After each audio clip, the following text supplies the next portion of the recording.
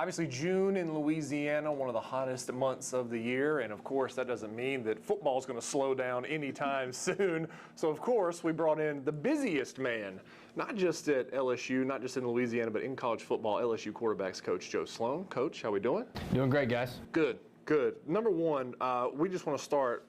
It's a busy time in June. You're one of the better, probably, recruiters in the country already. Have established a firm base here in Baton Rouge. You got Sloaned. Is something that we're hearing a lot in the state of Louisiana. Now, is that's a catchphrase that I'm hearing floating around? Yeah, that's you guys said it today, and somebody else said I don't really know what that is, but hey, we'll go with it. That's what's. I think my wife. I think that was our wedding slogan. So, God bless her. But she stuck with me. But that's all right. I hate to inform you, surprise. We've already got the T-shirts printed. Yeah, right. So we're good. Good. I hope I'm getting royalties. Yeah, but that's crazy because since you've gotten here, we've heard so many nicknames. You know, the mayor. You know, the politician. And it's really a term of endearment because you've come in and built so many relationships, especially here in Baton Rouge. Just how do you do what you do when it comes to recruiting? Well, I was fortunate enough. I mean, relationships take time, and being here in Louisiana for the last 9 years, going now on 10, I've just been fortunate enough to meet a lot of really good people, and those, over time and through different experiences, whether it be recruitment of some guys or just getting to know different people and creating different connections, just developed some really solid relationships, and some of those ended up being on the staff here together. I go all the way back to Jordan Arsenal.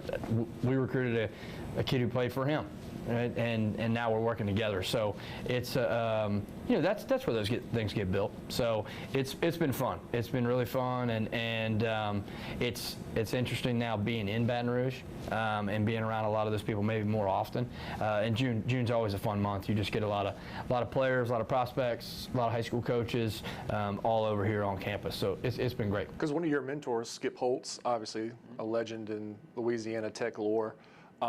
At South Florida, didn't he make you the youngest recruiting coordinator ever in the history? I mean, of the program, or so you were like fresh out of college. So we started heading that direction a little bit, and then ended up. He tried to convince me to go fully that direction, but ended up then when we came to Tech, I started coaching receivers. So we've always kind of worked together in that fashion, and I think as that time grew, he kind of let me rock and roll a little bit in terms of some recruiting stuff, and we had some really good coaches up there at Tech and recruiting and just some different guys that introduced us, I think, to the state, and just started rolling from there, so it went well. How is it for a guy that's from Virginia coming into a state so culturally vibrant like Louisiana? Do you have to develop your own style when you go state to state, or is Joe Sloan just Joe Sloan? Ooh, I think you just got to be yourself. I mean, you just got to be you, because if you try to be somebody else, it's hard to continue to show that, try to show that act every single day. So just be genuine with people, and I think just consistently try to do that and be straightforward with them. And I think over time that always benefits. Coach, interesting dynamic between you, Brian Kelly, Mike Denbrock. Coming from my offensive days at Southeastern, but what about you and that relationship between you three? It's very interesting. You don't see a head coach as involved with the quarterbacks day in and day out like Brian Kelly is. But with you, Mike Denbrock, and Coach Kelly, what is that dynamic like? Well, I think Mike and Coach Kelly have been awesome in terms of Coach Kelly has a lot of beliefs. We're in alignment on a lot of the things that we naturally believe in quarterback play. I would imagine he probably wouldn't have hired me if that wasn't the case. So that makes it easy. But just some of the knowledge that he has over an extended period of time and experience in this business, to learn different things from him and make sure that I'm talking to the guys in a specific way so that they can be successful. I think that's huge. And then he and Mike's familiarity with each other, just goes back a long way. And Mike's obviously done an unbelievable job on offense at a lot of different places, but most recently in Cincinnati. And what they did with Desmond Ridder in the quarterback position there, I mean, that you can't say enough. So I'm just trying to take a lot of the things that that maybe I've done in the past and already know, and really infiltrate their experience and knowledge and of our offense specifically into what we teach these guys. And it's been awesome. It's been great working with him. Coach Kelly has been a dream to work with as an overall head coach, but specifically with the quarterbacks. Now, you got Mike Denbrock and Brian Kelly, like you mentioned, and we all know that have been together at Notre Dame, Grand Valley. They've been together for a long time. And the interesting dynamic during the game, you know, in the NFL, you have preseason games. You can work through the headset. You can work through things on the sideline. How much do you guys, because we talk about the preparation with the kids, with Coach Flynn or whoever it may be during the summer, but what about you and the coaches? How do y'all maneuver through that since y'all have never worked together, all three of you at the same time? That's a great question. So, I mean, a lot of that rapport is just built in the office and just on a daily basis in terms of how we communicate even during practice or during meetings or whatever that might be. Then we have dress rehearsals in the spring. You know, a couple times we had try to create a little bit more game-like situation, not just for the players but also for the coaches. So I think especially with a couple more of those opportunities in August and just the open lines of communication that we all have together, I expect that to be really smooth, and I'm excited to see how that continues to progress. But I think what we've been able to do is make sure that we're consistently using the same language and same talking points with the quarterbacks so that they hear a consistent message. And that's the most important thing, because ultimately everything that we do needs to make sure we put them in a position to be successful, because this is all about them being successful out there on Saturdays in Tiger Stadium. Are you a booth guy or you want to be on the field? I've done both. I would imagine I'd probably be up top, but I've done both. I can, there's benefits to both, in terms of that. But you can definitely see a lot of things from up top. There's no doubt about that. Right. You mentioned the spring quarterback battle. Who's going to be the quarterback this fall for LSU? It won't be me. Just we had to ask. I mean, I knew you were a good baseball player your day, man. Maybe we should get you out there and get you a uniform. No, my labrum will not allow it. What happened with Ohio State? Didn't you? Can we? I would rather not. I would rather not dive deep into my history of failed outings at the University of Richmond. But no, seriously, like when you came into this spring, for me, I'm curious because we all the time hear quarterback battle all across college football. Right. How does Brian Kelly, how does Denbrock, how do you structure a quarterback battle? Is it database? Do you chart literally everything? Is it feel? Like, what goes into that? No, I think it has to be database, and you have to look at things in that fashion and be objective about everything and put guys in situations to where they know that they're being evaluated, which we're going to evaluate everything, but then even more specific situations, hey, you're being evaluated here, and see how they perform and execute in those moments, how they can take the things that we've learned, right, and put them into action in a game-like situation. And I think this spring was the beginning of that, and doing some really good things in terms of making sure that different guys were in different situations and different opportunities to do that, and then being able to go back and tie some grades and some percentages and all that kind of stuff to that, to attach some data to it so that we can continue to look at it and see what's going to be best for LSU. What I love about quarterback coaches, and Miles mentioned this spring, he said, you're intense. And we would go out there and practice. You're running around, you're acting like you're a defender, throwing hands up. I mean, you're getting a full workout, and you're the coach. Like, is that what has to be done? Is that your style? Like, I'd say that's my style. Yeah, I mean, I would say that's probably a little different maybe than some guys. I believe in. I got in this because coaching football is fun, right? We get to come to work every day, and you guys get to, well, you guys don't, but other people on the other side of this camera, right? No offense to y'all. Sit in an office all day, right, and all that. Man, we get to have a great time, right? And go out there and prepare the kids to perform on Saturdays, right? And to get better and push them. And we're gonna have fun while we do it, right? We're gonna have fun while we do it. There's a lot.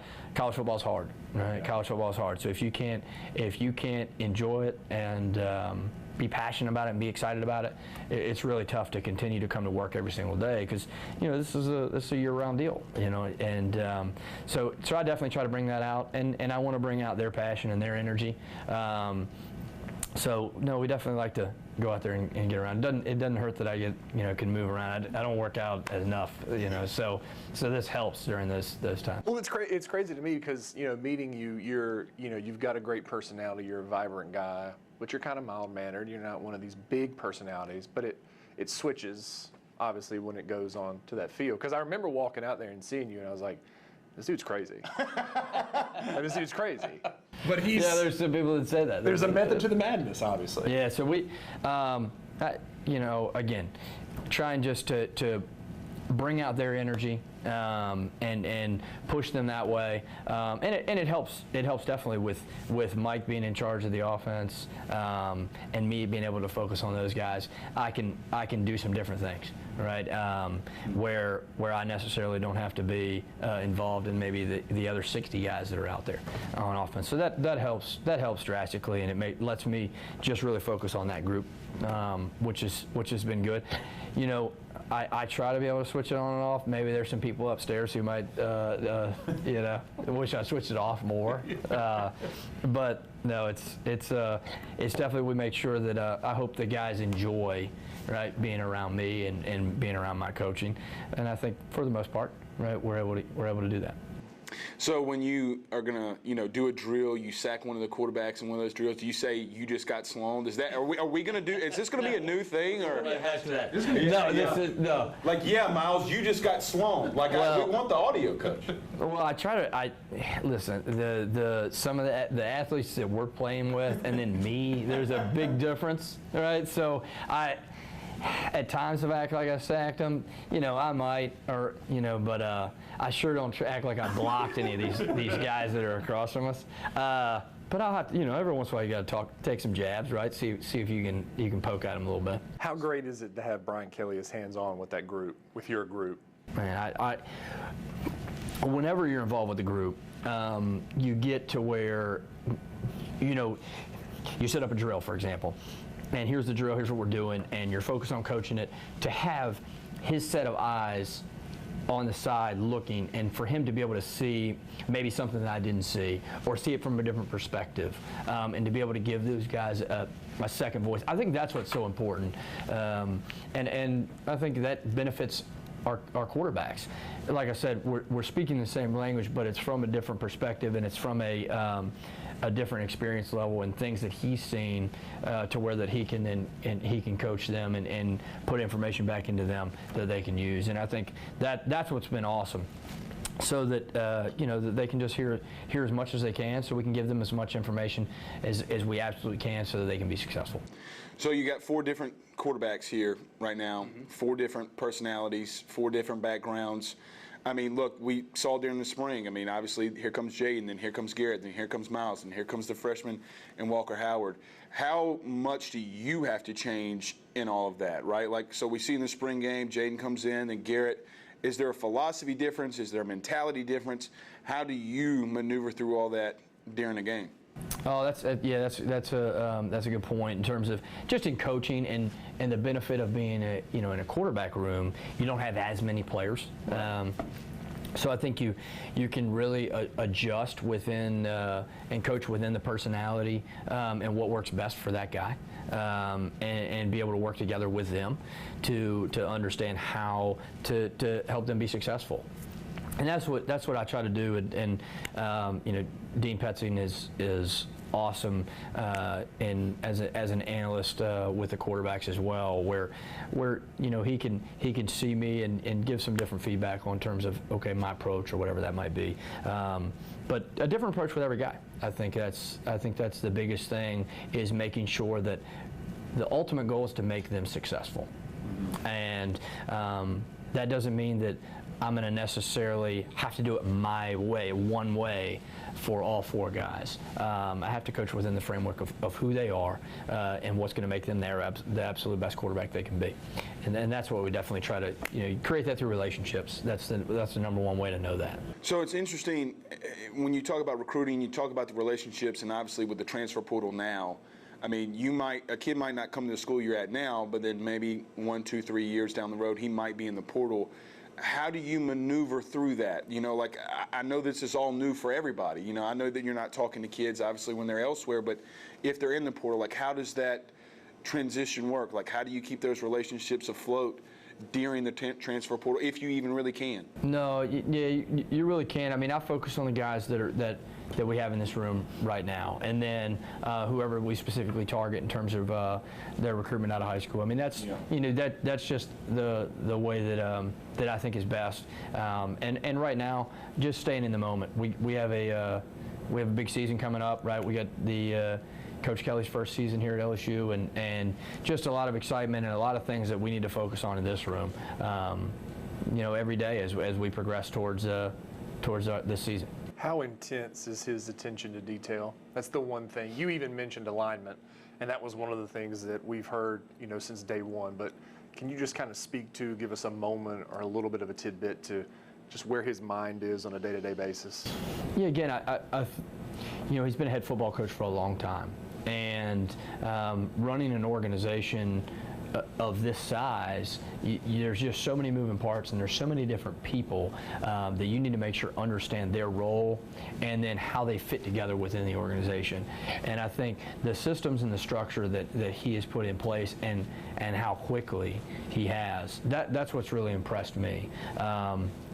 That our level of communication between each other, using technology to do that, I think that's what's been impressive, and that's what's allowed us to come in, for me to come in and do my job the best I can every day, because I know what to expect. I know what's expected of me, and I think that's been the biggest thing. But that's laid in place with him putting that organization and those systems, really as soon as he hit the ground running, and I think that's been the biggest thing. There was a practice indoors this spring, and I remember the media was up top shooting, and I remember I saw Brian Kelly, and he was just observing everything. It was during individuals, so very early on in practice. And then I saw him get like this laser focus on something, but it was that look like somebody's getting ready to get chewed out. So I'm excited. I'm about you're ready. I'm about to get this great shot, and he walks across the field, and I'm like, you're waiting for it. The build-up's there, right. And he gets like right to the middle of the field, and there was like a Snickers wrapper, and he just picked it up, put it in his pocket, and just walked. And we were like, okay, no, he really is serious about this, like attention to detail and picking up trash. Did you put that on the news? I did not. No, absolutely not. Absolutely not. Absolutely not. Brian Kelly picks up a Snickers. You were asking for attention to detail. There it is. That's what I'm saying. But like we had heard stuff like that, because accountability does start at that lowest level, no doubt. right? No doubt. And I think there's a couple things. One, the attention to detail, as you were just talking about. But then two is that if you see something that's out of place, or you see something that needs to be done, let's do it, right? And that we got to take care of the things around here, and that's part of setting the standard, right? And if that doesn't start at the top, then it's hard to filter throughout the organization. So I think it's very important, whether it's a family, whether it's a team, whether it's a company, right? The attention to detail, the accountability, the focus, the standard, it all starts with the leadership. And I think that clear message has been made sure that's been put across the entire program here at LSU. What was that phone call like for you when he asked you to come to LSU and be the quarterback's coach? Oh man, that was that was an exciting moment for me and for my family. My wife, my daughter, my wife's from Louisiana.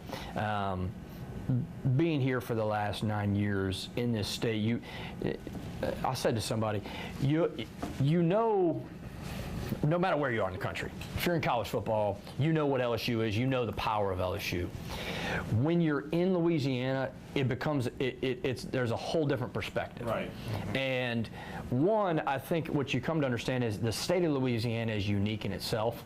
The camaraderie, the loyalty within the state, the passion within the state, the pride, and then I think then a lot of it centers around LSU and the pride that is here and the culture of this state and the southern part of the state.